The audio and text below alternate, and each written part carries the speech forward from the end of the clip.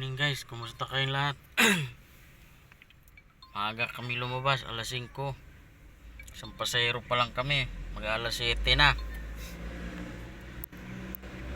Dito ako sa may mga maraming manok ko. Kaya lang di mabaliktad tong camera eh. Ito, maraming manok dyan. Yan, putak, ganun. Oh, isang pasahero pa lang kami. Yung mga booking walang malalayo.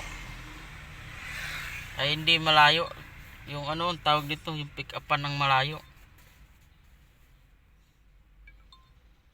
Dapat 1 kilometers lang. Sumubra kasi layo, lugi na eh. Kaya yan, nagtambay muna kami dito. Ang aga-aga tambay na.